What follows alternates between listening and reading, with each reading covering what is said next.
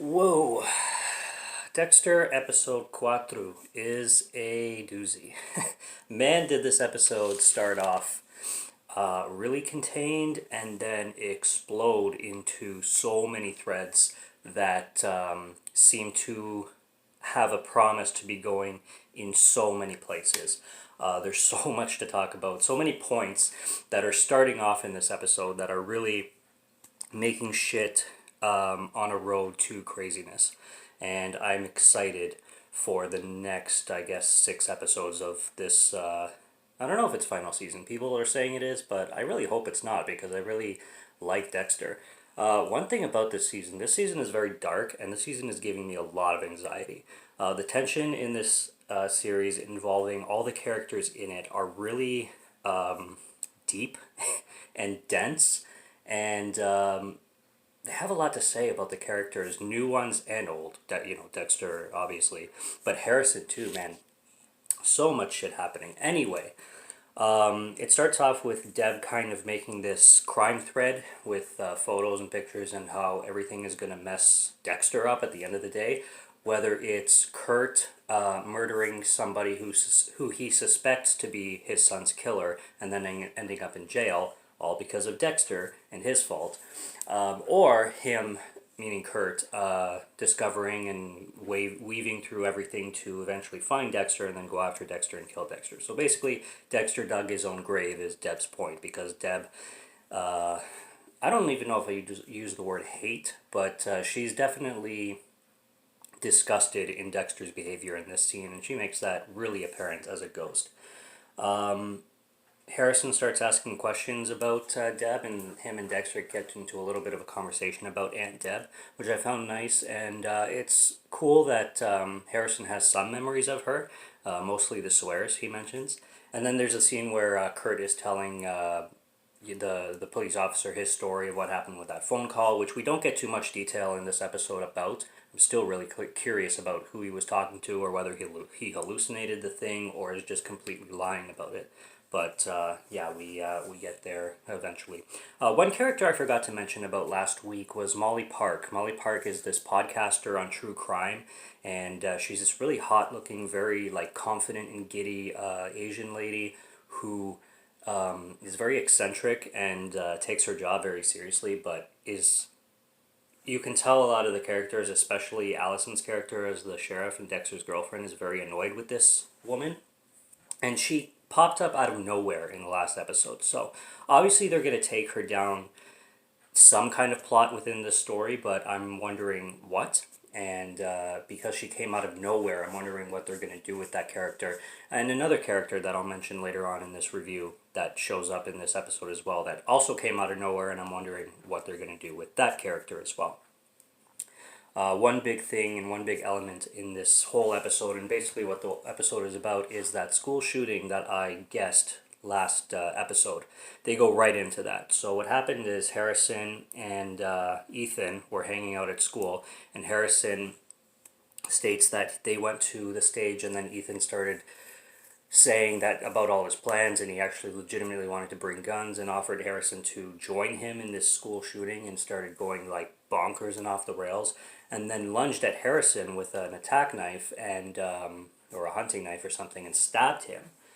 And Harrison, in self-defense, was fighting with the guy and got the weapon out of his hands and slashed his leg. Now this turns into this whole scenario that just takes the episode sky high. It's crazy. There's even a scene in the hospital where Harrison goes to visit Ethan, and Ethan's parents are, you know, thankful that his son is alive, but at the same time so confrontational with Harrison because of what happened. And the mother is yelling at him that he should have went to Ethan's parents first and told them what happened, because now they have to leave the small town because they're looked at as, they're frowned upon because of their crazy son, and their son's probably going to juvie.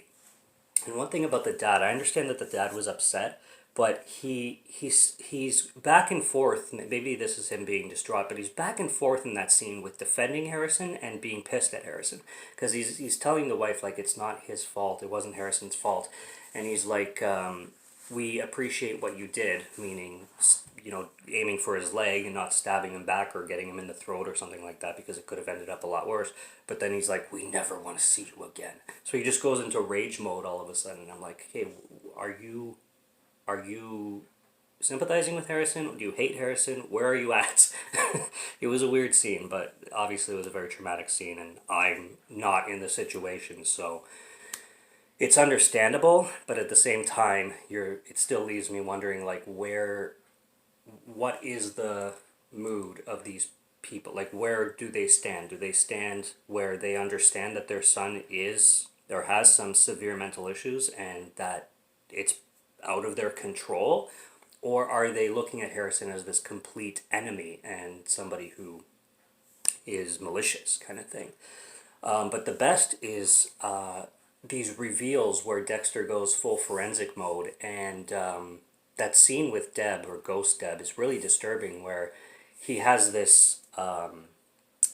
He tells her to stab him to prove to her, because she's, for the whole episode, convincing Dexter that he's crazy and that Harrison's normal, and that Dexter is just jealous of Harrison's normal life, and everybody's looking at Harrison as this hero of the school and hero of the town almost. And Ghost Deb, I just call it Ghost Deb, Dexter's new dark passenger, I guess. He, I lost my train of thought. He gets her to stab him, imaginary style, to prove to her that this blood splatter on the floor doesn't match Harrison's story, and he is really cop mode in this, and he's not in the jurisdiction to do so. He doesn't have a job in the law department of that town, but he's taking it upon himself to, because this is all he knows. This is what he's done his entire life. He knows that blood splatter is not matching Harrison's story whatsoever. He doesn't have a single truth coming out of Harrison's mouth, and that gets really disturbing. And that whole scenario with Deb, it got me tense, because he then stabs Deb and shows Deb that the blood is now matching, because Dexter did it in the sense where an actual killer would do it to match the blood on the floor, and the blood stains on the floor when the blood is running out of Deb, and like it's all matching correctly on the floor, and it's really, really cool. And Dexter's conclusion is that Harrison lunged at Ethan first, not Ethan at Harrison, and then Harrison slashed his leg out of nowhere and stabbed himself. That's what the blood splatter on the floor is showing, because the blood never lies, according to Dexter. And according to Forensic, it does not. The blood apparently never lies. And right up until the end of the episode, where Dexter actually finds that razor blade that matches the Trinity Killer, and makes, this is starting to make a lot more sense, because I did hear rumors that the Trinity Killer was coming into this show as well. I assume the same style as Dexter's dad Harry and Dexter's sister now Deb. The Trinity Killer is going to be in the same vein, where he's probably going to be in Dexter's life. And my prediction is that the Trinity Killer is going to come in as a ghost or somebody that Dexter sees, and is going to kind of give Dexter the realization that he doesn't want to hear. And knowing the Trinity Killer, he's going to really, really, along with Deb probably, because Dexter's already getting enough guilt and torment from this Deb vision that he sees, and Deb always making him go crazy enough. Add the Trinity Killer into that, and have the Trinity Killer start to poke Dexter at his conscience with where his own son could be, and it looks like is, a Trinity Killer, a second Trinity Killer, which makes sense, because Harrison was born in blood after the Trinity murder of Dexter's wife in season 4. Also, one more thing I forgot to mention, involving Harrison, and if he is going to be this next or new Trinity Killer. He was listening to this podcast in this episode by Molly Park, and she was discussing the murder of the Trinity Killer with Rita, the Harrison's mom and Dexter's ex-wife from season 4, and she's getting to the nitty-gritty on it. The way she does her podcasts is kind of messed up in a sense, but anyway, Harrison is listening to this, and you feel totally bad for him, because he's just you could tell he's getting sick by listening to it. But regardless, she mentions that like the order of the Trinity Killer, the way he did his kills, he would kill the woman first, where the blood drained from her body. And she mentions that the Trinity Killer, his methods of killing were not 3 people but 4, or referring to the final episode of season 4. And this makes me wonder that if Harrison's going to start killing in the Trinity sense, who's going to be his first, and who's going to be that first girl? Is it going to be Audrey? Because that's my prediction. If he's gonna have a first victim, the one that makes the most sense would be Audrey. Not even because he has anything against her, but because if he is a psychopath, that's the only one on his radar, and that's the one that makes most sense to me. So that's my prediction on that one. So crazy ass stuff. The girl that I mentioned that pops up out of nowhere in this film is that girl with the blue hair. A young girl, so I'm guessing maybe in the same vein as the one who showed up in episode 1. I don't know, but again, they just bring her in. She has some relationship with Kurt where Kurt's giving her money. Kurt offers her a job at the diner, but all she wants to do is get home. So they don't have much of a conversation on what Kurt's plans are with her, but you can only guess. We also get more information on Iris. I forgot to mention Iris last week. Iris is this character that Allison keeps on mentioning, but I'm like, who is Iris? Did I miss something? Like, I was very worried that I missed something watching the previous episodes, because she would always mention Iris, but I was like, who's Iris? I hope I didn't miss anything. I hope I don't have to go back episodes and stuff like that.